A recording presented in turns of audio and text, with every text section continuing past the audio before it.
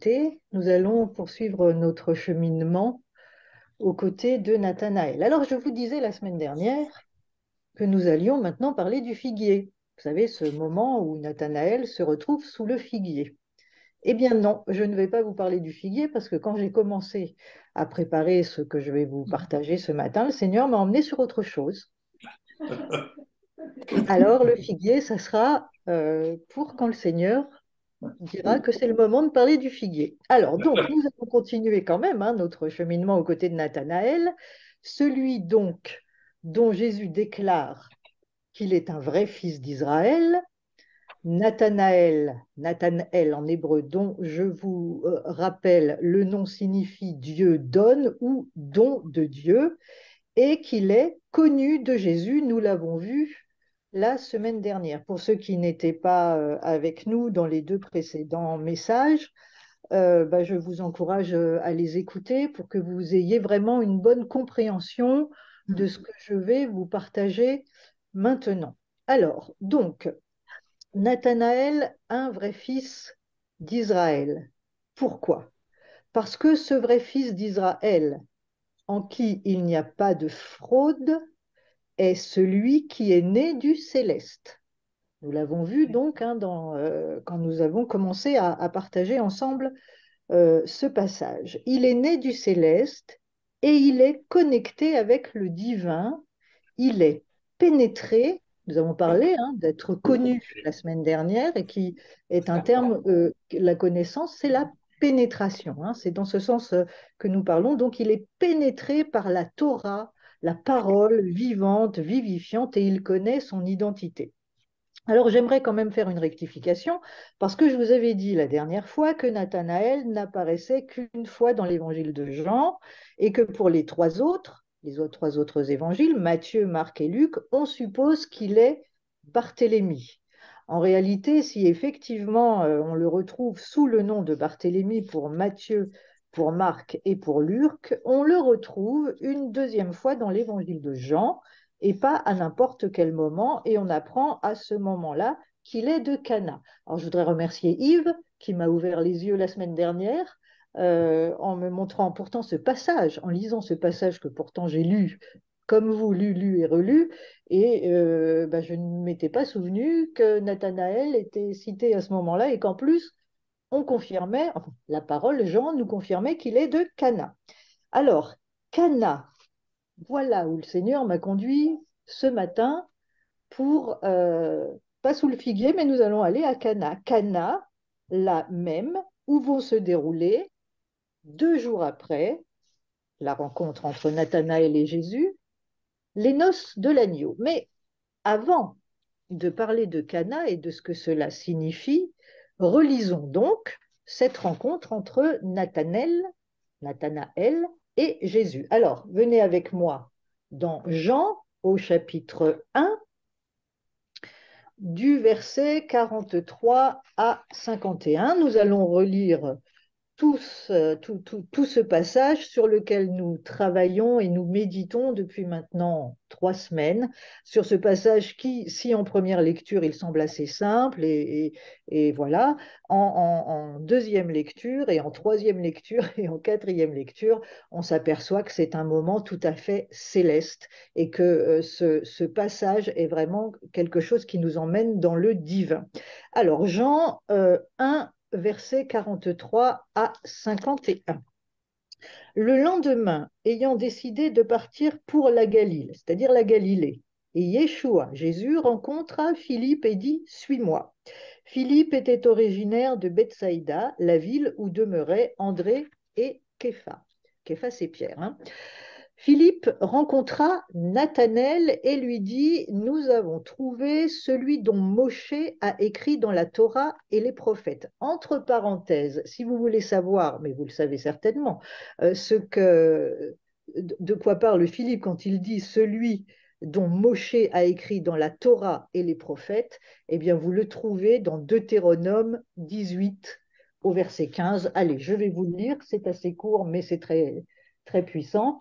Celui dont Moshe a écrit dans la Torah et les prophètes, c'est Deutéronome 18 et au verset 15, et il dit, Adonai, ton Elohim, donc l'Éternel, ton Dieu, suscitera de ton sein, de tes frères, un inspiré, un prophète comme moi. Lui, vous l'entendrez selon tout ce que tu as demandé à Adonai, ton Elohim. Voilà ce que Philippe est en train de dire à Nathanaël, qu'il a trouvé, ils ont une révélation de la parole de Moshe, dont celui que Moshe donc, a écrit dans la Torah et les prophètes, et c'est donc Yeshua ben Yosef de Nazareth, Jésus, fils de Joseph de Nazareth. Alors Nathanaël lui répond, Nazareth, peut-il venir quelque chose de bon de là-bas? Philippe lui répond, viens et vois. Yeshua vit Nathanaël venir vers lui et dit à son sujet, voici un vrai fils d'Israël, il n'y a rien de faux en lui. Nathanaël lui dit, comment me connais-tu? C'est ce que nous avons vu la dernière fois. Comment me connais-tu? Tu sais, profondément, tu me connais, tu m'as pénétré, tu sais, c'est pas tu sais, c'est tu me connais. Il y a une connexion vraiment de Yeshua avec Nathanaël. Et Nathanaël, qui lui sait qui il est, connaît son identité, il répond à Jésus, comment me connais-tu quand il vient de lui dire, tu es un vrai fils d'Israël. Être désigné par Yeshua, être un vrai fils d'Israël, c'est un honneur. C'est reconnaître celui qui est connecté au divin et qui est connecté à la Torah. Alors Yeshua lui répond, avant que Philippe t'appelle, quand je t'ai vu quand tu étais sous le figuier. Nathanaël lui répond, Rabbi, tu es le Fils de Dieu, tu es le roi d'Israël. Yeshua lui répondit, c'est seulement parce que je t'ai dit que je t'avais vu sous le figuier que tu crois, tu verras des choses bien plus grandes que celles-ci. Puis il lui dit, oui, je te le dis, tu verras le ciel ouvert et les anges de Dieu monter et descendre sur le Fils de l'homme. Et si on poursuivait la lecture, on pourrait assister en tant qu'observateur aux noces de Cana, puisque vous le voyez si vous avez encore les yeux sur votre Bible, chapitre 2, 3 jours après, le troisième jour, il y a un mariage à Cana. Ça n'est pas un hasard si les noces de Cana se déroulent juste après la rencontre avec Nathanaël. Les noces de Cana, c'est le moment où, vous le savez, Jésus, Yeshua, le Messie, commence son ministère. Nathanaël de Cana apparaît à deux moments clés de la vie du Messie. Au moment où il commence l'œuvre de réparation, de guérison d'Israël pour laquelle il est venu, et au moment où il s'apprête à repartir parce que tout est accompli, et ça nous le verrons tout à l'heure, c'est dans la fin de l'évangile de Jean au chapitre 21. Pardon. Jésus est venu reconnecter Israël avec le divin. Quant aux noces de Cana, la mère de Jésus lui dit, ils n'ont plus de vin. De quoi s'agit-il? Eh bien, il s'agit de cet Israël religieux qui a perdu la connexion avec le céleste, avec le divin. Ils n'ont plus de vin, ils ne sont plus connectés au céleste. Et je vous encourage, si vous voulez découvrir les noces de Cana comme vous ne l'avez jamais lu, Jacques Colland a une série d'enseignements, de 5 enseignements sur les noces de Cana. Je vous encourage vraiment à aller l'écouter. Vous verrez que ça nous emmène dans une dimension exceptionnelle et il nous révèle au travers des textes hébraïques ce que signifient réellement ces noces de Cana. Alors, juste avant les noces de Cana, donc, Yeshua rencontre Nathanaël et qu'est-ce qu'il voit? Bien, il voit en lui, en Nathanaël, ce vrai fils d'Israël, un reste, un vrai fils d'Israël qui, lui, est connecté au divin. Nathanaël vient de Cana. Le mariage, les noces, donc, se déroulent à Cana. Pourquoi Cana? Eh bien, nous allons le découvrir dans la signification de ce nom. Et nous voilà à nouveau propulsé dans le céleste. Écoutez bien ce que signifie Cana. Pardon. Alors Cana, ça signifie tout d'abord roseau, mais aussi, c'est le mot pour désigner les branches du chandelier, de la menorah. C'est aussi l'acquisition dans le sens de la connaissance et de la sagesse. Et c'est aussi, écoutez bien, le nom d'un torrent dont il est parlé dans Josué, le torrent de Cana, qui se déverse dans la mer. Le torrent de Cana qui se déverse dans la mer. Il en est question dans Josué au chapitre 16 et au verset 8. Un torrent qui se déverse dans la mer, qu'est-ce que ça nous dit? Ça nous parle de l'eau d'en haut, du céleste, qui se déverse dans la mer, c'est-à-dire dans le monde. Amen. Cana, c'est le lieu où l'eau d'en haut se déverse dans le monde. C'est de là que vient Nathanaël, connecté à l'eau d'en haut, c'est-à-dire à la parole, aux Écritures, à la Torah révélée. Et c'est là, à Cana, que le Messie, Yeshua, va commencer son ministère. Il ne l'a pas commencé à Jérusalem, hein. Il a commencé à Cana. À Cana. Il commence son ministère, donc son travail de réparation pour reconnecter Israël avec le divin. Ce qui est traduit dans les traductions chrétiennes, je vais dire la traduction second, hein, plus exactement, voilà, les traductions traditionnelles, on va dire, ce qui est traduit par son premier miracle à Cana n'est pas en fait son premier miracle quand il change l'eau en vin. En réalité, en hébreu, ça veut dire, le mot qui est employé, c'est les signes du commencement. Hmm. Les signes du commencement. Alors, le commencement de quoi? Eh bien, de la reconnexion d'Israël avec le divin. Cana, c'est aussi le lieu où Jésus revient pour accomplir un deuxième signe. Venez avec moi dans l'évangile de Jean, hein, parce qu'il n'y a que Jean qui en parle. Hein, et vous allez voir, c'est tout un cheminement, un global. Jean chapitre 4, du verset 46 à 53. Jésus revient à Cana une deuxième fois. Jean 4, 46 à 53.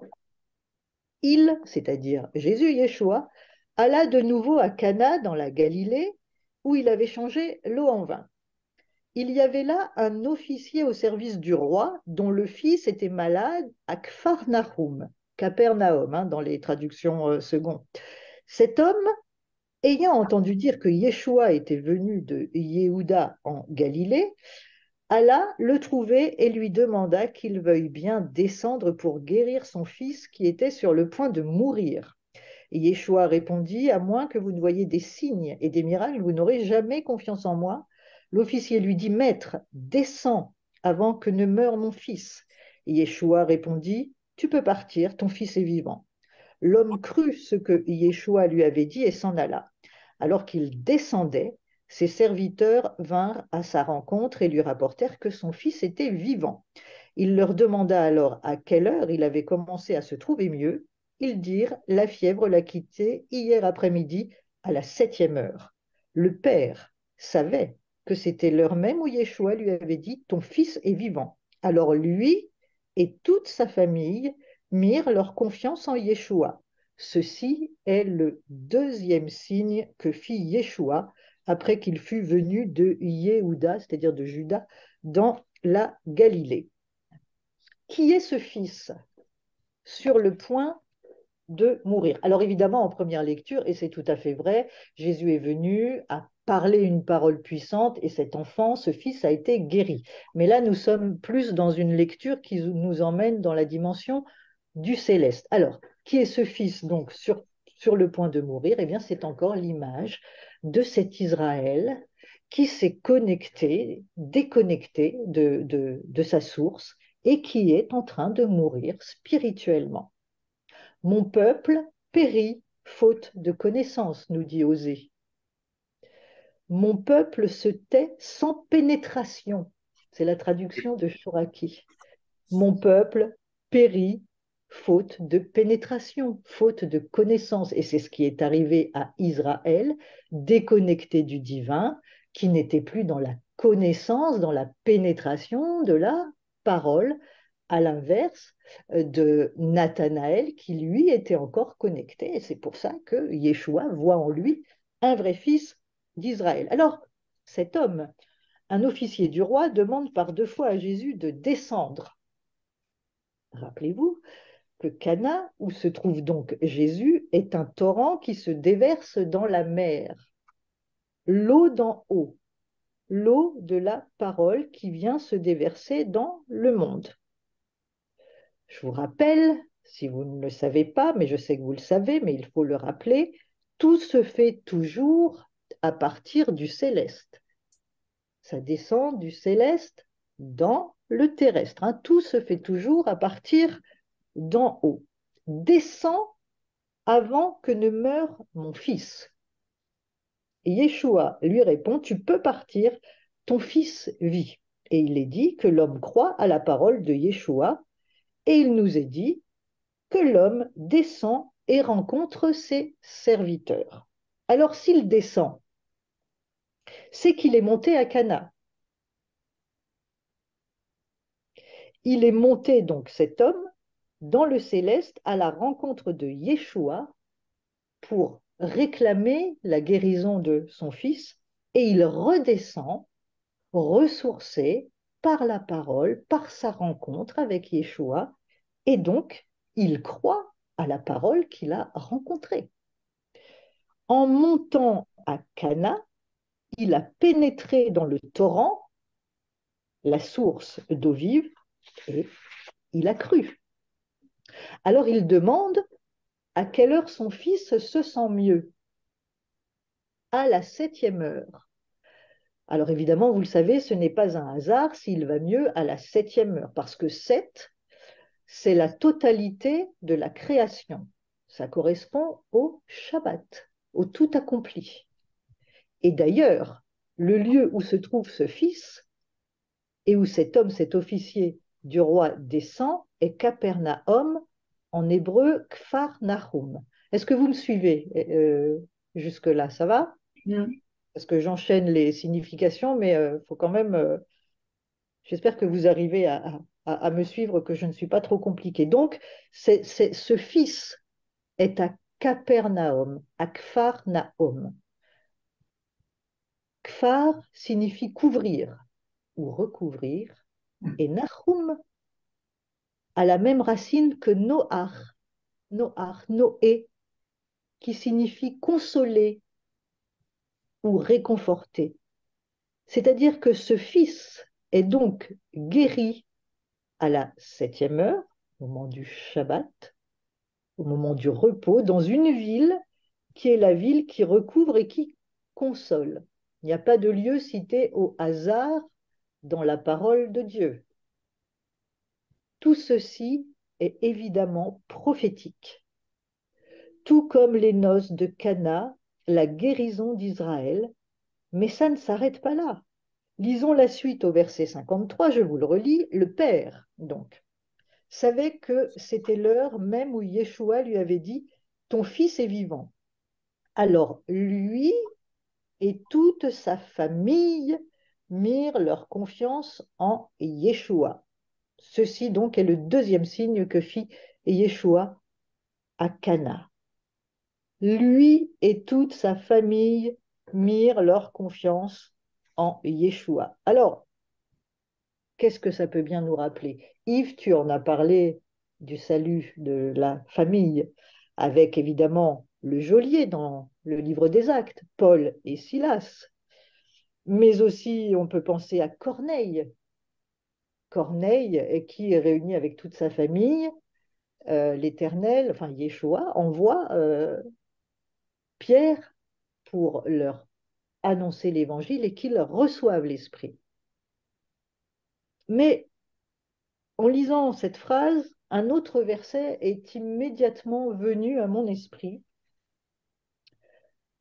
Toutes les familles de la terre seront bénies en toi. Amen. Cette promesse, vous la retrouvez dans le livre de la Genèse, au chapitre 12 et au verset 3. Cette promesse, c'est celle que l'Éternel Adonai a fait à Abraham. Alors se pourrait-il que dans ce passage, le Père représente Abraham, son fils Israël et toute sa famille, les nations. Amen.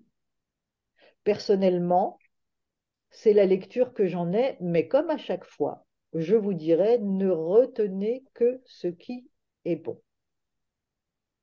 En tout cas, ceci est le deuxième signe que fit Yeshua à Cana. Et moi, je crois que ce deuxième signe que Yeshua fait à Cana, c'est l'entrée dans le salut, dans le céleste des nations.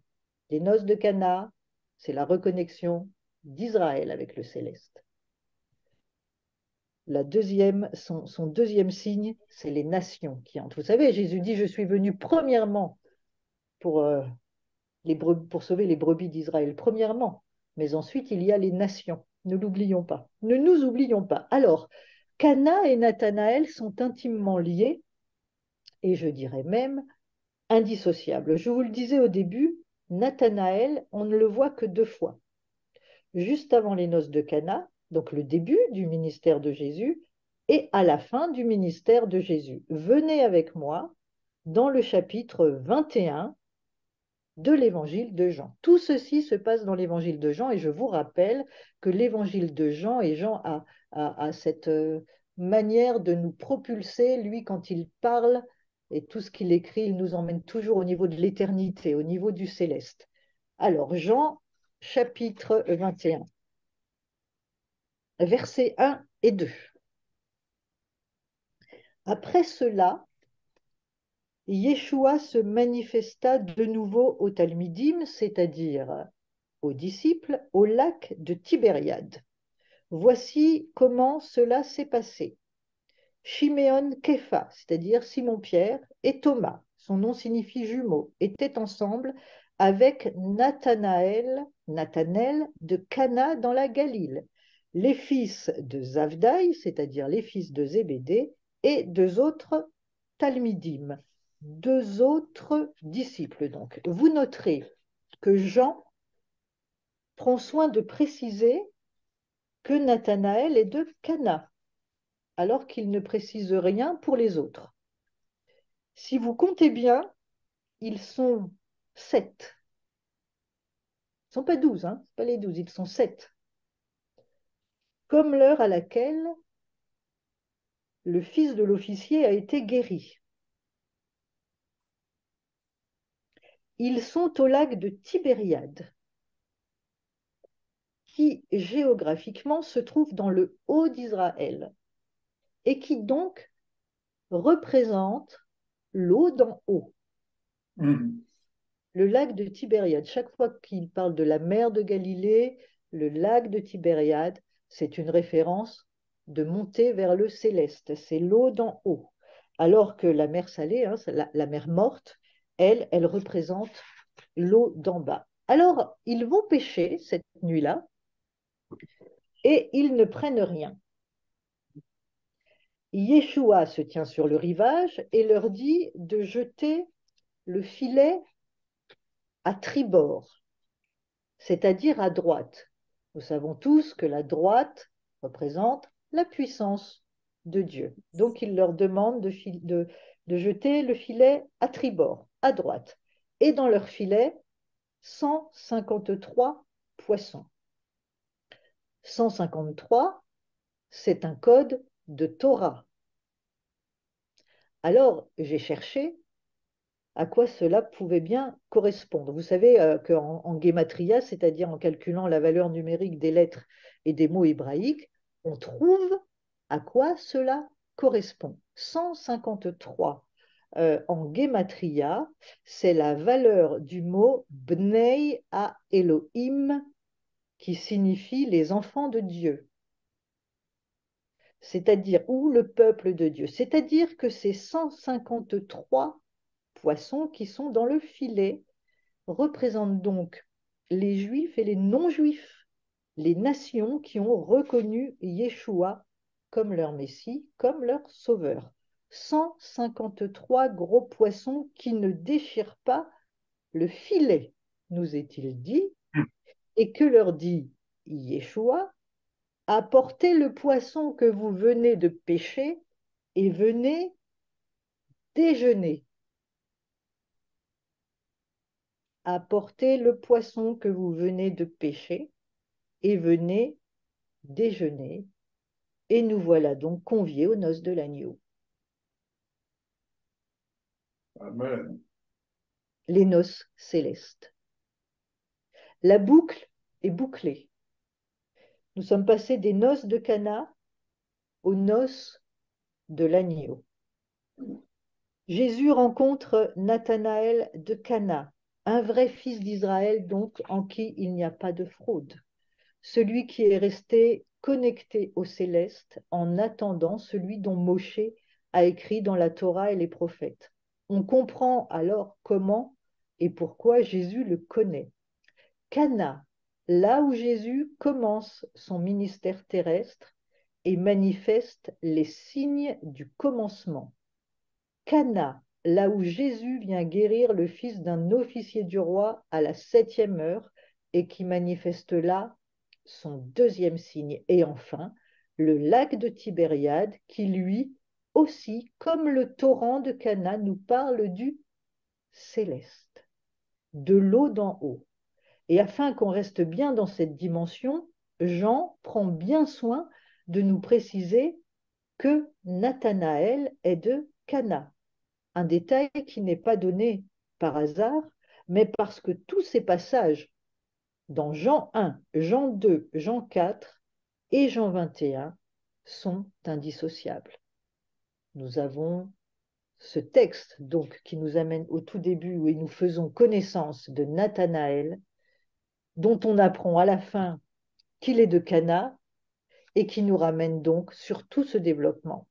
Et on comprend pourquoi maintenant Nathanaël est connu de Jésus, parce qu'il est ce fils d'Israël, ce reste, qui est resté connecté au divin. Et après l'avoir rencontré, Jésus va assister aux noces de Cana, là où il va commencer les signes du commencement, c'est-à-dire la reconnexion d'Israël avec le divin. Cana, c'est l'eau d'en haut.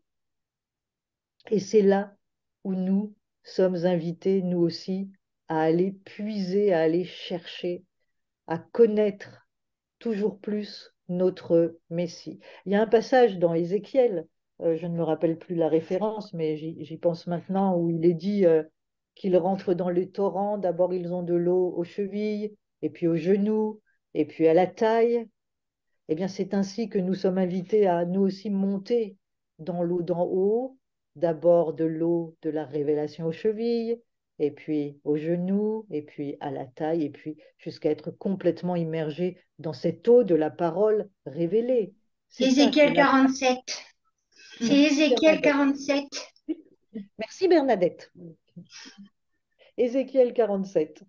Voilà. Nous sommes invités à monter, à nous immerger dans l'eau d'en haut. C'est là que se trouve tout ce dont nous avons besoin, la guérison, la délivrance de tout ce qui peut nous oppresser. C'est là que se trouve la vie éternelle. Et c'est là que l'éternel Dieu, et c'est là que notre Seigneur, notre Messie, Yeshua, nous invite à monter, monter dans le torrent, pour nous immerger dans le torrent de Cana, le lac de Tibériade, qui est l'eau d'en haut, l'eau de la parole, le céleste. L'esprit tue, pardon. La lettre tue, mais l'esprit vivifie, c'est ce que nous dit l'apôtre Paul. Les pharisiens et une grande majorité d'Israël étaient dans la lettre mais pas dans l'esprit qui vivifie. Nathanaël était, lui, dans l'esprit qui vivifie. C'est pour ça que Jésus le connaissait.